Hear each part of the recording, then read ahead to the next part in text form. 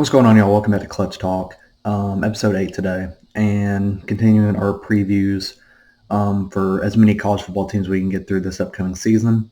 And today, it's Tennessee and Georgia today. Two very different storylines, but two SEC programs that are coming off very good years last year. Both made the playoff last year, and lots of change around the program, so we're going to get into them today. Continuing to go down the list, I'm not going to be able to get to every team before we do the conference previews, but I'm going to try to get through as many as I can with a lot more videos coming late in the next couple weeks. And yeah, we're going to get into Tennessee, Georgia today. Tennessee obviously had the quarterback chaos that happened in the spring, and then Georgia changing a lot in terms of leaving people to draft and then having the disappointing season they did last year, losing their quarterback as well and seeing how they're going to recover from that. So we're going to get right into it. If you enjoy the video and like it, like the video and subscribe to the channel. And let's get started. We're going to get started with Tennessee instead of Georgia. I want to wrap the video up with Georgia today. And we're going to start with Tennessee. Obviously, the main story was what happened in the spring, losing Nico Iamaleava to the transfer portal in the spring, right before the spring game, actually. It was actually the day of the spring game that morning. They announced that he was dismissed from the team due to NIL negotiations. And it's unfortunate, but every Tennessee fan, I think, will agree, and across most college football media will agree that Josh Heupel made the right decision, showing that no one is bigger than the program, and he showed that in a big way by dismissing him. I mean, they didn't even let him get in the transfer portal. He didn't want to get in the transfer portal, but had to because we dismissed him from the team, or they did. And he struggles to find a spot, ends up going to UCLA, but then now Tennessee has to find a quarterback. And they go and get Joey Aguilar out of the portal from he was at UCLA actually, but was played at App State last year, transferred to UCLA, and then once Nico went to UCLA, he transferred to Tennessee. So kind of like a quarterback trade. But they did want to get TCU's quarterback Josh Hoover, weren't able to get him. They wanted to go after Iowa State's quarterback and Rocco Beck. They want to go after Kansas State's quarterback and Avery Johnson. Couldn't get any of them, so they settled with Joey Aguilar, was rumored to have a good deep ball. If you look at the highlights, has pretty good-looking deep ball, good arm. Does struggle with interceptions, had 14 interceptions last year, which is one of the top in the country. So those are obviously going to have to go down if you want to be the quarterback at Tennessee. And quarterbacks under Josh Heupel usually take care of the ball pretty well, so I think everyone thinks that Aguilar's interceptions will go down. But again, that's the story. You got Joey Aguilar now coming in, never played Power 5 football before, stepping into the big stage of Tennessee, who's a team coming off a playoff year last year. As bad as Nico was last year, and as bad as the offense was, not scoring in the first half for 3 straight games, they still got to the playoff. So that's still an expectation around Tennessee, no matter who the quarterback is. Let's dive into this roster here. Obviously, like I mentioned, Joey Aguilar, quarterback, I mentioned the numbers. And they're replacing Dylan Sampson again this year, who was arguably the best running back in college football, accounted for pretty much every Tennessee offensive touchdown, it felt like. They went and got Star Thomas out of the portal from Duke, had about 800 yards last year, only about 4 yards a carry.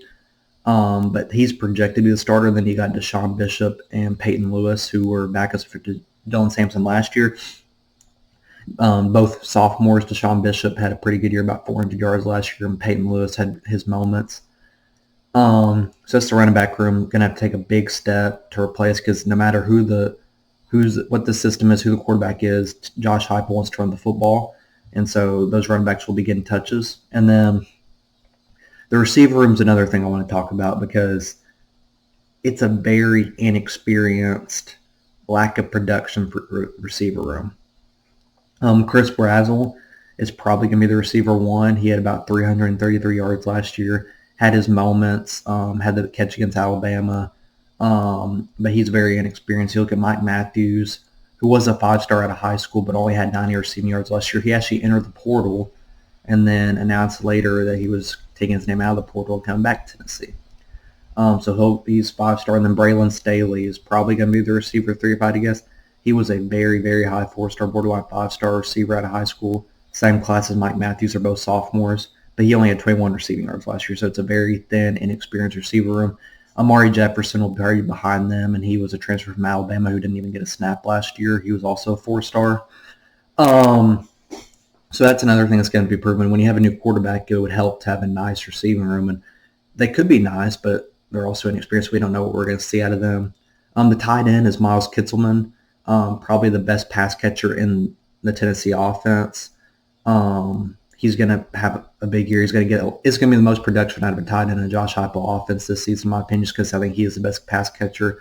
He had a big game against Kentucky last year, and they're going to utilize him in every way they can, I think, to ease the pressure off of Joey Aguilar, especially in some big games. Let's look at the offensive line. The offensive line, Lance Hurd's returning starting tackle. He had his moments where he was very bad last year, but he's returning. David Sanders is the 5-star true freshman. He's going to start at right tackle. They feel very good about him. He was a number 6 player in the country. They think he's going to be very good. And then they replaced both their guards with transfers. Wendell Moe out of Arizona is going to be one of the starting transfer guards. He started at Arizona last year. And then Sam Pendleton, who's a transfer from Notre Dame. He played about 20% of the snaps last year, but he's expected to take a starting role here at Tennessee. And then they're also going to have to replace Cooper Mays, which is not ideal because Cooper Mays has been there a long time and he was the centerpiece of that offense. He got the tempo going. He got everyone set on time. And they're going to look for a new center. Probably going to be William Satterwhite, young guy. But they replaced the two guards with transfers, and they got Lance Hurd and David Sanders. So a very revamped offensive line. Some would say it's more talented than what it was last year. So that's the good thing when you have a basically brand new offense. If we transition to the defense. Defense was what led this team last year. You lose James Pierce, but you get a lot back in return. You get Josh Josephs, who's going to take the James Pierce role. He was very underrated last year, kind of flew under the radar. Had 9 tackles for loss and 2 sacks. He's going to have to take a big jump, obviously replacing a guy like James Pierce, but people think he can do that around Knoxville. Dominic Bailey's going to be the other edge. He's a graduate student, had 4 tackles for loss and 2 sacks. Bryson Eason will be one of the interior defensive tackles. He had a really, really nice year last year, 7 tackles for loss and 2 sacks. And Jackson Moy had 5 tackles for loss and 2 sacks. He was kind of a disruptor on the defensive line. He kind of came in spurts for Omar Norman-Lott and made big plays. And he's going to be taking the primary role as the disruptor this year. So that's the defensive line. It's not James Pierce and Omar Norman-Lott, but they think they could be just as good defensively on the defensive line. Linebacker core, you get 2 starting linebackers back. Aaron Carter had 7 tackles for loss and 6 pass deflections last year. He's going to be a junior this year. And they have him at SEC Media Days starting this week. And he's expected to take a big step. And then Jeremiah Thielander had 4 tackles for loss and a sack last year. He's also expected to take a really, really big jump. So it gets the linebacker. And then the corner room. This is the staple of this defense this year. Last year, heading into the season, everyone's talking about the defensive line with James Pierce and that group up front. Everyone had questions about the secondary. Now, it's, okay, who can replace the guys on the defensive line? And then the corners are the mainstay of this defense and the staple of this defense. Jamal McCoy, arguably the best corner in college football, had 7 pass deflections and 4 interceptions last year. He'll be a preseason first-team All-American. He did tear his ACL in the spring, around the March, February area, but they think he'll come back 100% and be ready to go. Ricky Gibson, a very underrated corner, had about 3 pass deflections last year, but more of a lockdown corner. He got toasted in the Ohio State game. I think everyone saw it, but overall he had a very good season last year, and he's predicted to have a big season this year. Boo Carter, the electrifying slot corner, he had 3 tackles for loss, 1 sack, and 1 interception last year. They use him in a lot of blitz packages just because of how fast he is and how twitchy he is. And he's an athlete. He can do anything on the football field. There's rumor he may be going on the offensive side and playing a little two-way ball this year. I don't know. But they do have him at slot corner. He's very fun to watch, plays with a lot of energy. And then Andre Turrentine is one of the safeties. He had 3 pass deflections and interception.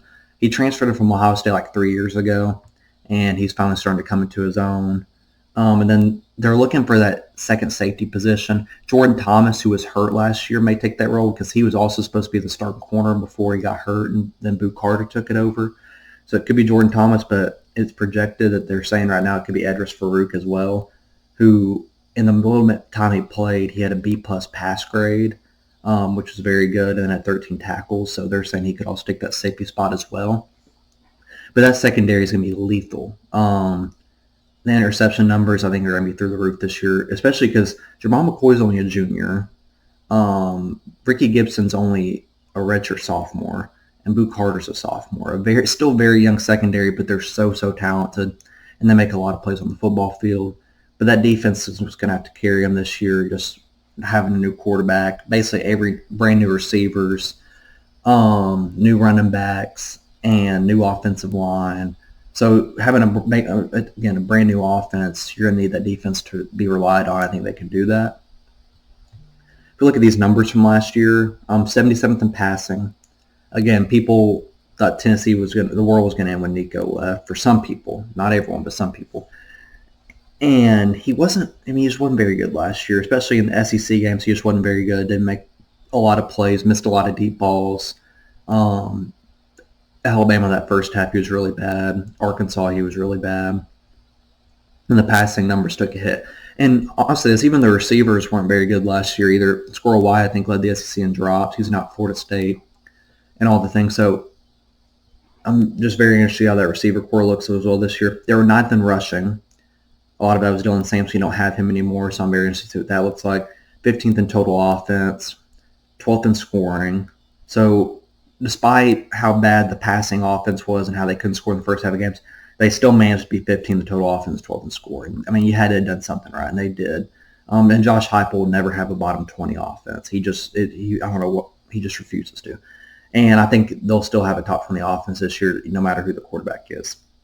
They were 86th in sacks allowed, by far their worst offensive statistic.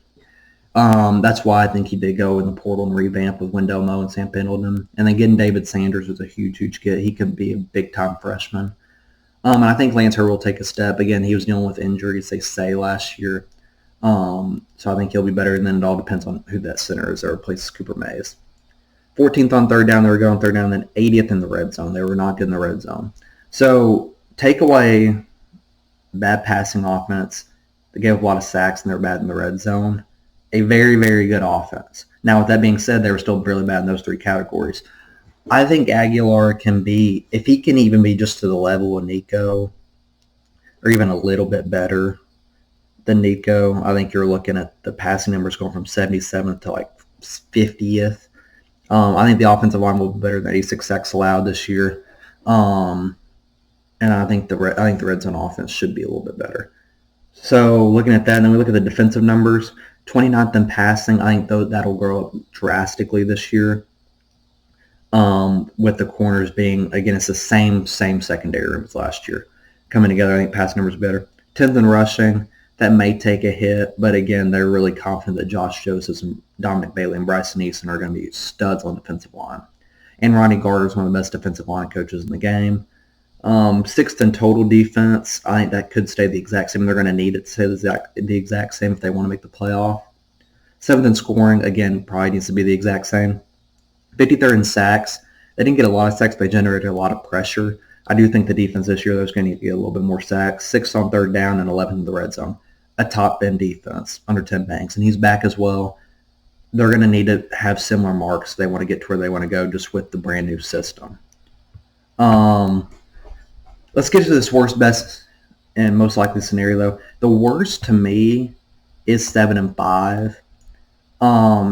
Just with, all the change and the chaos that happened. You could lose to Georgia.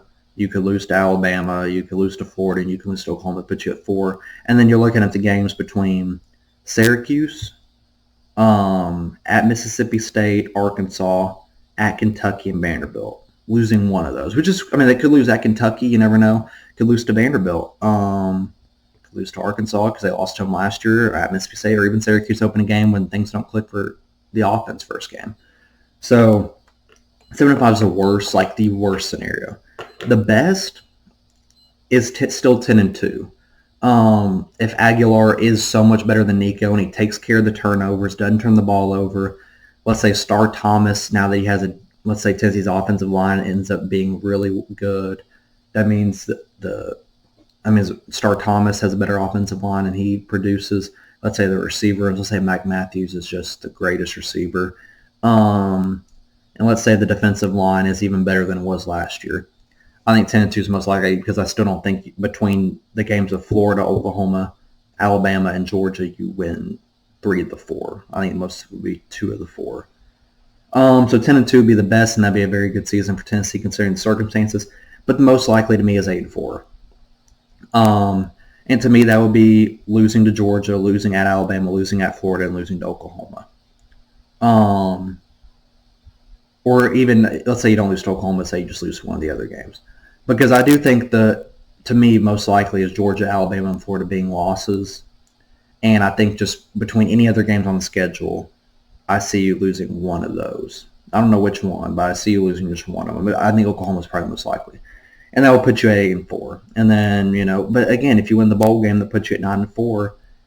And I think considering the circumstances, that's a good season for Tennessee. And I think they're still very talented on the defensive side of the ball.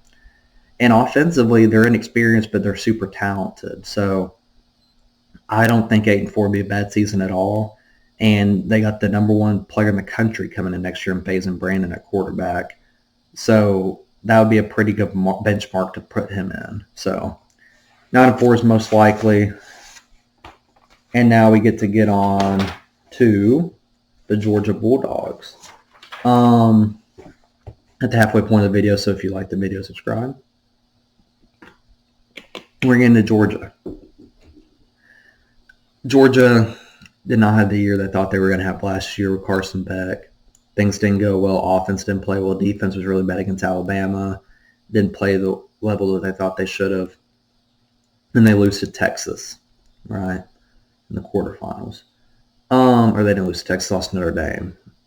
Yeah, it was Notre Dame. I don't know why I said Texas lost to Notre Dame. Anyway, if you look at this roster now, you got Gunnar Stockton at quarterback, who did have to play in the playoff game because Carson Beck got hurt. Gunnar Stockton also won them the SEC championship game against Texas. So he does have big game experience, just not a lot of total season experience, and he doesn't have the experience of being the starting quarterback for the football team, especially at Georgia. So that'll be something that he's going to have to get used to and adjust to, especially as being the leader of the football team. And then running game. They were so bad running the football last year. They got Nate Frazier coming back, and they went and got Josh McCray out of the portal from Illinois, who had 600 yards last year as well. They need more production out of their backs. Particularly those 2 backs are going to have to step up and be contributors in the offense for them to succeed. If they don't get that, they're not going to be very successful, just plain and simple.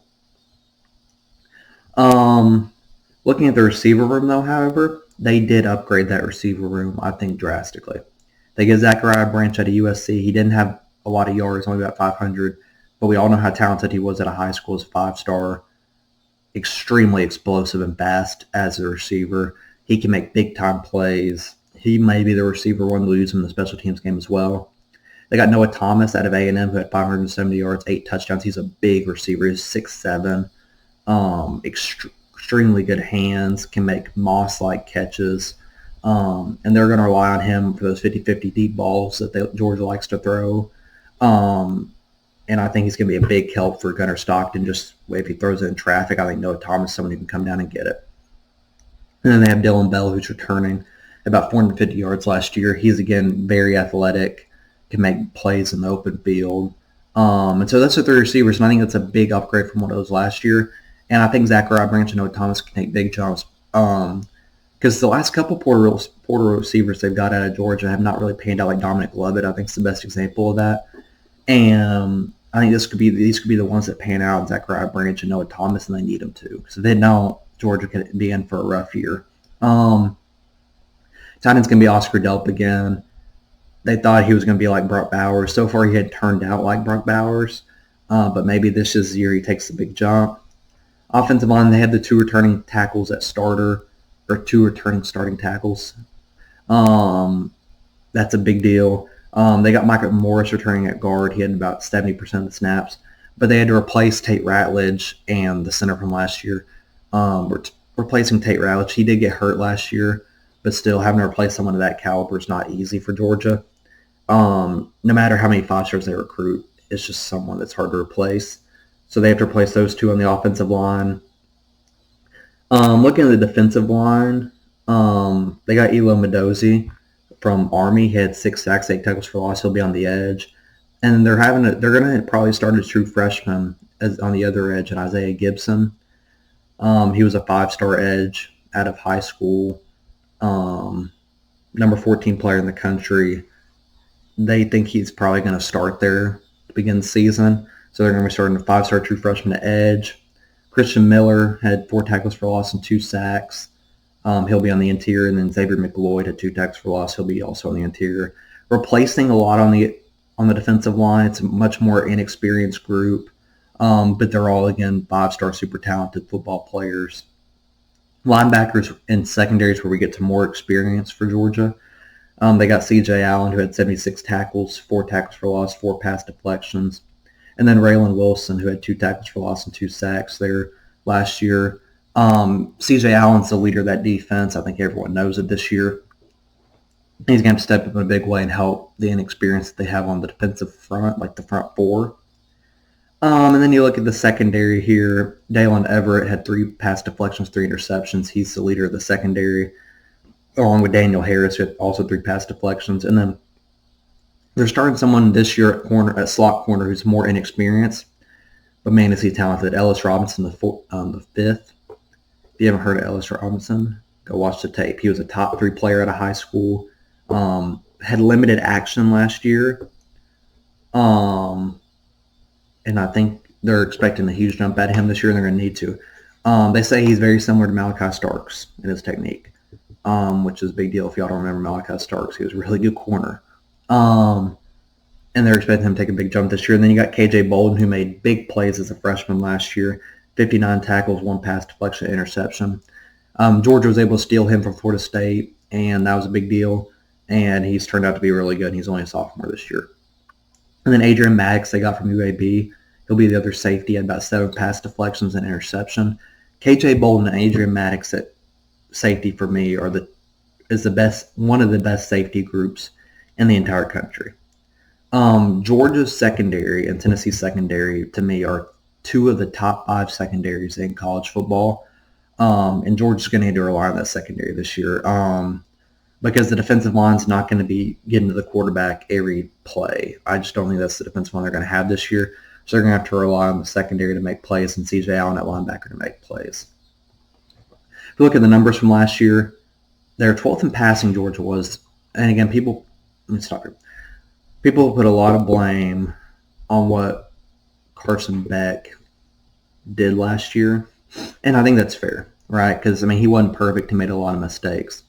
But they also couldn't run the ball. The offensive line made it hard for him to make good decisions. They weren't good on 3rd down. And he had a difficult time. If he wasn't making crazy plays, Georgia's offense wasn't succeeding. So in order for you just can't put all the blame on Carson Beck, in my opinion. And when in reality that Georgia just wasn't a very successful offense with or without him last year.